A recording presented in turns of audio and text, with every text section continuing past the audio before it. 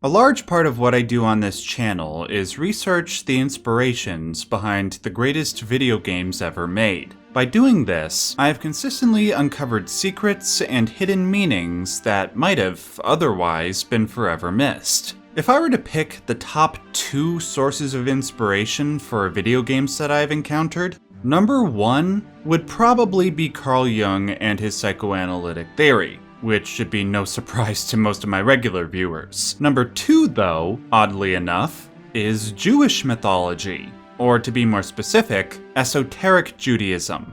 I'm sure that most of you that clicked on this video have seen this symbol once in your life. I'd even be willing to bet that the majority of you know that this is the Sephiroth tree from Judaism's Kabbalistic tradition. But I wonder how many of you know what this symbol means, how prevalent its use is in video games, and why it's so prevalent. Today, I want to dive deep into the history of this symbol and the wider Jewish mystical tradition that it belongs to. In doing so, I will not only show how pervasive they are in video games, but also attempt to explain why they are so popular. And I promise there's much more to it than, oh, it's just a cool looking mysterious symbol, so we'll put it in our game. Well, for the majority of them at least. Before I do, I need to say 3 quick things. First, I will only be referring to the parts of Jewish mythology that are relevant to both Kabbalah and the games being discussed. That said, if you want to learn more about the specific subjects being invoked, please refer to the description box for a variety of references. Second, there are time codes that you can use to jump to specific parts of this video. So if you want to skip past the stuff on the Book of Enoch and Merkabah mysticism right to the Sephiroth tree, you can do so. Finally, I know a lot of people who consume my videos tend to listen to them rather than watch them. While you can get plenty out of this video just by listening, there will be text on screen at various points that include valuable information related to what's being discussed. When that text pops up, you will hear this noise. Upon hearing that, you might want to turn your attention back to the screen. Now, without further ado, let us begin with the origins of Jewish mysticism. Though there are mystical practices that span the entire history of Judaism, we are going to concern ourselves primarily with the ones that would eventually evolve into the Kabbalistic tradition. That timeline is generally understood to begin following the destruction of the Second Temple, when the Romans invaded and seized Jerusalem in 70 AD. According to Gershom Scholem, arguably the most famous Kabbalistic scholar that ever lived, it was following this pivotal moment that the first ideas of a mystical character began to appear in what is known as apocalyptic literature. This literature can be generally understood as prophetical writing, dealing with an author's vision of the end of the world. In Judaism, the prime example would be the Book of Daniel. But for the purposes of this video, we're going to focus in on a non-canonical book called the Book of Enoch, a collection of writings whose earliest known edition stems to the Jewish mystical sect known as the Essenes, but was likely written hundreds of years earlier. Though the Book of Enoch is similar to its apocalyptic brethren in that it touched not only upon the revelation of the end of time, it also touched upon the structure of the hidden world and its inhabitants. The most relevant piece of the Book of Enoch that I would like to bring up is the concept of fallen angels, or rather, angels that voluntarily left heaven in order to teach humanity divine secrets. These are a race of beings known as the Watchers, aka the Grigori. This name might sound familiar to those who have played Dragon's Dogma. It is one of many names given to one of the game's main villains, the dragon. Like the Grigori from the Book of Enoch, the dragon also falls from a heavenly realm into the material realm below. There's also the cult of the Watchers from Drakengard, which most of you probably recognize as the game series that Nier and Nier Automata spun off from. In those games, the Watchers are angels, but not fallen angels that rebel against God. Rather, they, along with the archangels, are lumped together into one divine army that God sends to try and wipe out all of humanity. Yeah, if you thought God was vengeful in the Old Testament, God in Drakengard is what happens when he's 1 week into an ambrosia detox. Anyway, returning to the Book of Enoch. So God wasn't particularly happy with the fallen angels, and not just because they gifted humanity knowledge that should have been exclusive to heaven. It was also because they procreated with humanity, which resulted in the birth of a race known as the Nephilim. The Nephilim were abominable giants that went around eating people. Naturally, because of this catastrophe, God sent out a team of angels to mete out justice. These included his 4 archangels as well as the titular Enoch. Unlike the archangels though, Enoch was once human. In fact, he was the great-grandfather of Noah from the Noah's Ark story. He was taken up into heaven and then sent out by God to warn the fallen angels that the archangels were coming to, well, kick the crap out of them. This section of the Book of Enoch served as the predicate for the greatest video game with the worst title ever, El Shaddai Ascension of the Metatron. Yeah, kind of a mouthful. Unlike the Book of Enoch, where the titular character is merely God's messenger, in the game, he is the chief exponent of divine ass-kickery against the fallen angels and their evil deeds. Now, before we move on to the next section of Jewish mysticism, I just want to point out the beginnings of a trend that you will see continue all the way up until the end of this video. All of these games are, oddly enough, games produced in Japan, and that will remain true for all the games I mentioned save for one. Keep that in mind for later.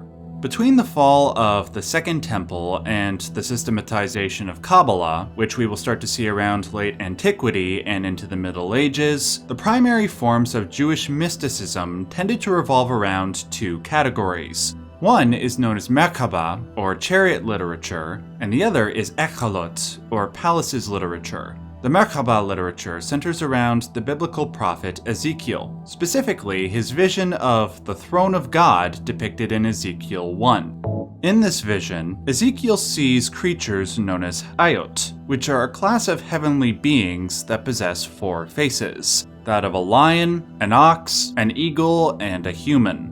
References to the Merkabah regarding video games are mostly scant, but the ones that are there are pretty cool.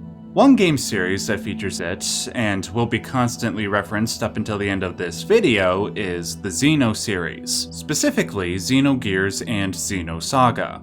In both games, there is a cone-shaped spaceship that is named Merkabah, upon which a godlike being travels across the universe. In Xenogears, that being is Deus, which of course is the Latin name for God. And in Xenosaga, that being is Omega Res Novae, whose origin and function is similar to that of the aforementioned Deus. As for the 4 faces of God, they appear on this symbolically rich tarot card from the Persona series. The World card represents the highest ideal being that one can achieve in Persona, which is appropriate, because the 4-faced Hayot are about as close to God as any being can get. These faces are also conjoined with these 5 colors, which represent the 5 highest Buddhas and the 5 classical elements from the alchemical traditions. If you want to learn more about that, refer to the links under the heading Group 1 in the description box. Now, the Hekhalot literature explored the divine realms that surrounded the throne. Though there are numerous books in this genre, I'm not aware of any games that reference the majority of them, with the exception of one character from one book that is referenced in a variety of games. That character is Metatron from the 3rd book of Enoch. Seriously, this guy makes more cameo appearances in games than Nick Fury does in the Marvel movies. As far as I can tell, Metatron's omnipresence is a combination of 2 key factors. One is that his origins, including the origins of his name, are hotly debated by scholars, and that mystery adds to his appeal. And the second is that he is arguably the highest angel in the heavenly hierarchy, or at least the non-canonical hierarchy. In fact, he is so powerful that some have mistaken him to be equivalent to God. One rabbi, named Elisha ben Abuya, who was taken up to heaven, saw Metatron sitting down next to God, which is something that you're apparently not allowed to do. Given that Metatron had this privilege, it led Rabbi Abuya to believe that, quote, there were 2 powers in heaven. though 3rd Enoch quickly debunks this when Metatron was subjected to 60 fiery lashes for prompting this mistake, even though it totally wasn't his fault. See what I said about the Old Testament God? Anyway, Metatron's history and function is incredibly varied and would require an entire video unto itself, which is why I'm going to refer you to 2 videos under the heading Group 2, which will provide you that exposition.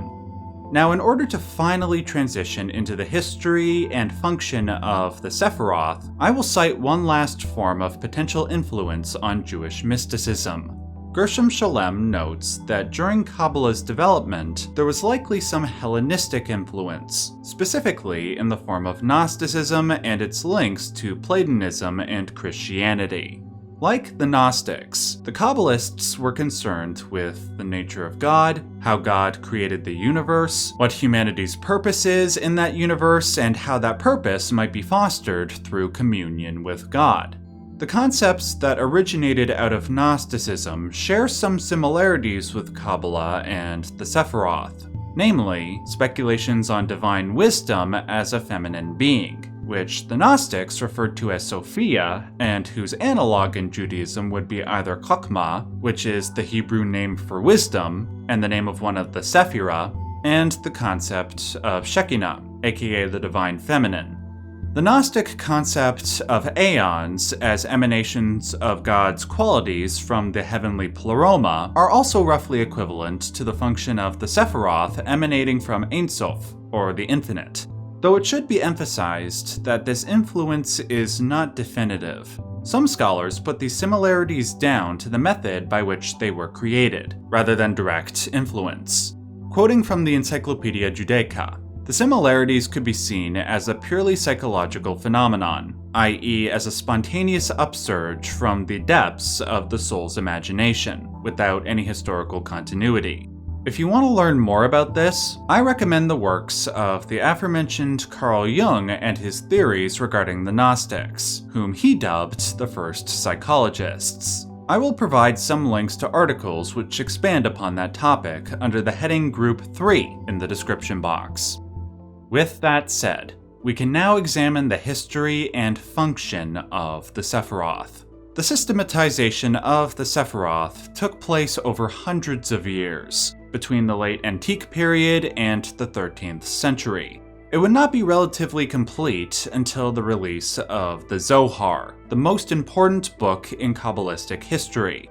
Before that, though, the ideas that led to the creation of the Sephiroth were scattered amongst a few key works. The most commonly cited are the Sefer Yetzirah, aka the Book of Formation, which introduced the idea of the Sephiroth as qualities of God, ones that emanated from the heavenly realm into the material universe. It also introduced the idea that there were 10 Sephiroth, which, along with the 22 letters of the Hebrew language, served as the basis for the universe's creation. There's the Sefer HaBehir, or Book of Illumination, which is typically cited as the first Kabbalistic book. That book is a commentary on the Book of Genesis and introduced the idea of the Sephiroth arranged in the form of a tree. It also introduced the previously mentioned idea of the Shekinah. It is these 2 works that will be drawn upon the most by the biggest figures behind Kabbalah's most famous concepts, most of whom were situated in 12th and 13th century Spain and France. The most famous and most significant figure would probably have to be Isaac the Blind, aka Rabbi Sagi Nahor. His ideas, like the idea of Ein Sof, along with Tzimtzum and Tikkun, which we will discuss more in a moment, would be transmitted through his disciples over the next 100 years, until they were properly systematized in the Zohar, a work that is mostly attributed to a man named Moshe de Leon.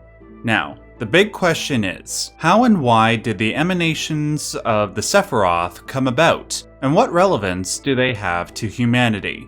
So, at the beginning of time, all that existed was the infinite light of God, aka Ein Sof. At one point, God contracted a space within himself, creating a dark void within his light void. This was the process of Tzimtzum, or contraction, that I mentioned a few seconds ago. God's light then emanated out into the void and took the form of the Sephirotic tree.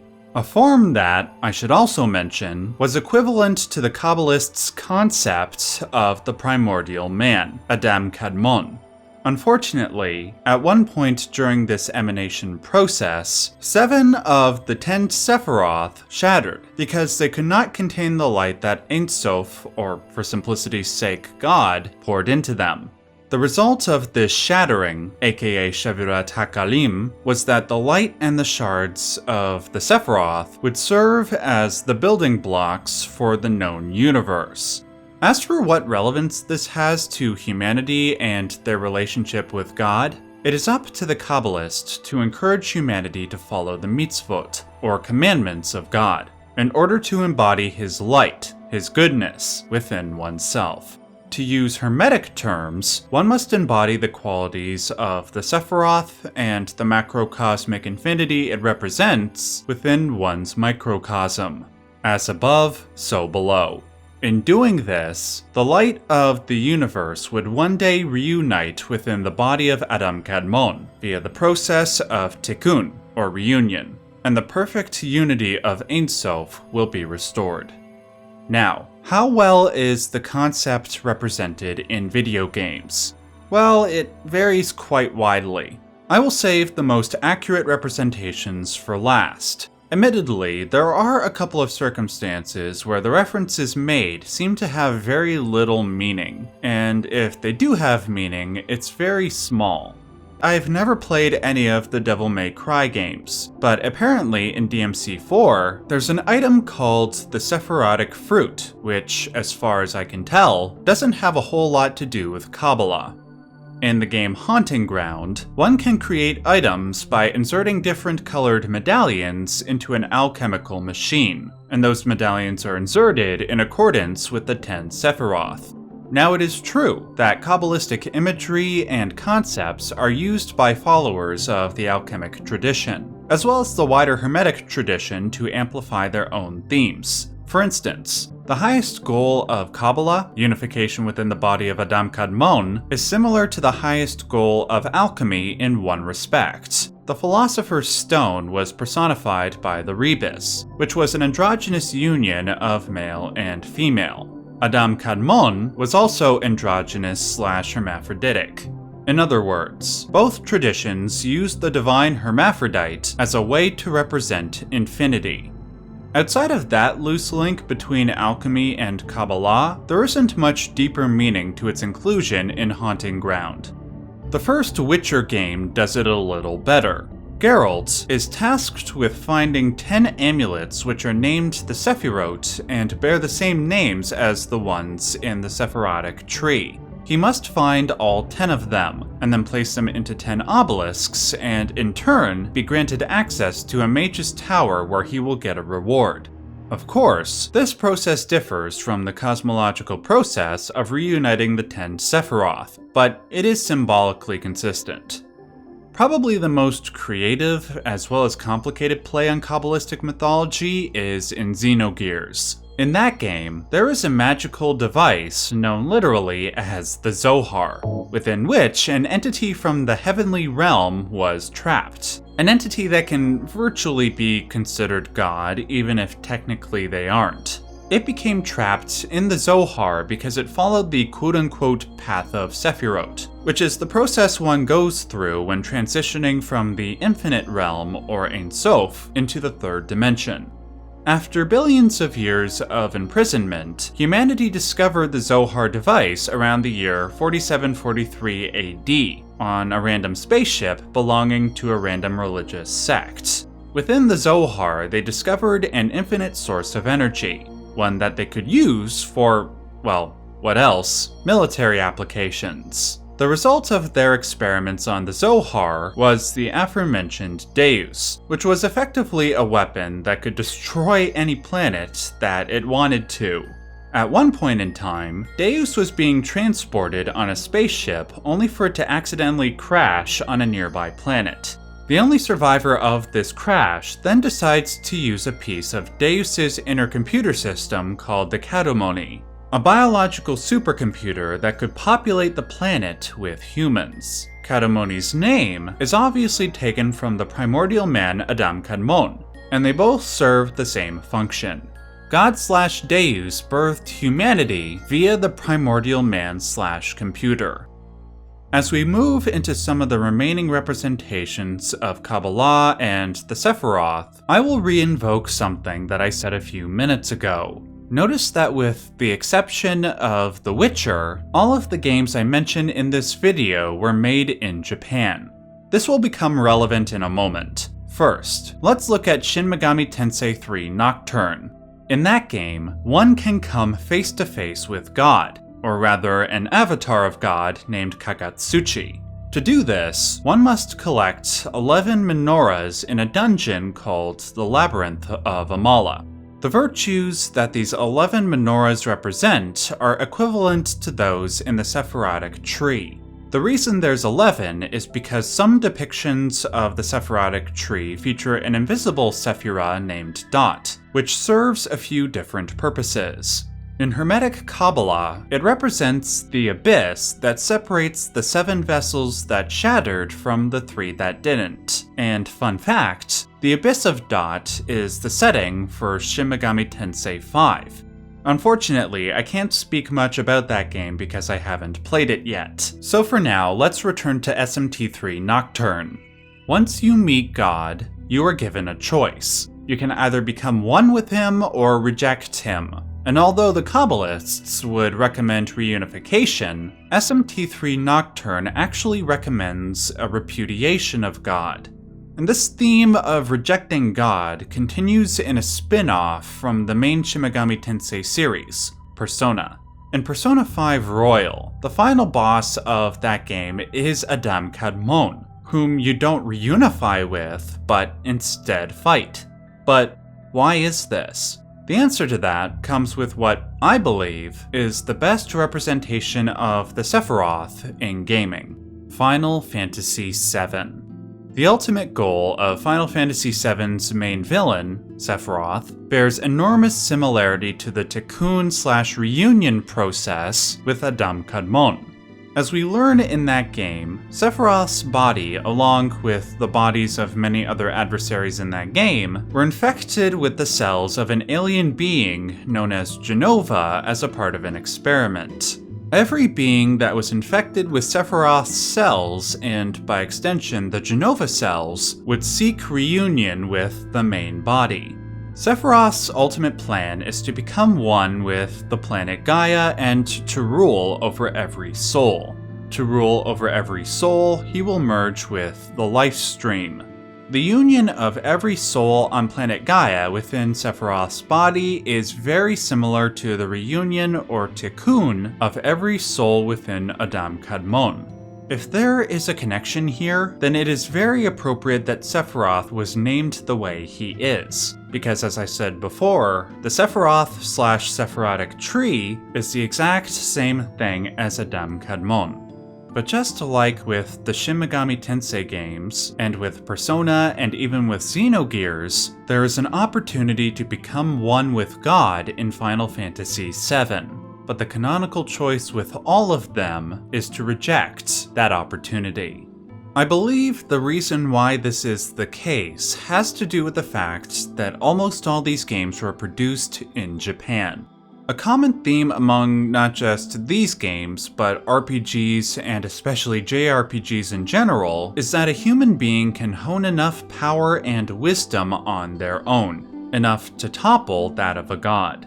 There are a couple of reasons for this. One is a core difference between Abrahamic religion and Eastern religions like Hinduism and Buddhism. With the former, salvation comes from God. But for the latter, salvation comes from within oneself. This fundamental difference led to some serious civilizational clashes over the last few hundred years between the Japanese and the West. If you want to learn more about that, I highly recommend a video titled "Why Do You Always Kill Gods in JRPGs?" I will leave a link to that in the description box below. The rejection of unification with God in all of these games is a continuation of that cultural and spiritual attitude from the Japanese. It's not God that saves us, it's ourselves. I hope you guys enjoyed this journey into Kabbalah and Jewish mysticism. Unfortunately, I didn't have a chance to go into concepts like Lilith, the Qliphoth, golems, the celestial alphabet, and more. If you want to see a part 2 where I discuss these subjects and more from Jewish history, make sure to hit the like button and leave a comment. Finally, if you want to see more of my explorations into religion and psychology and how those traditions influenced the greatest games ever made, you might want to consider clicking on any of the videos you see on screen now.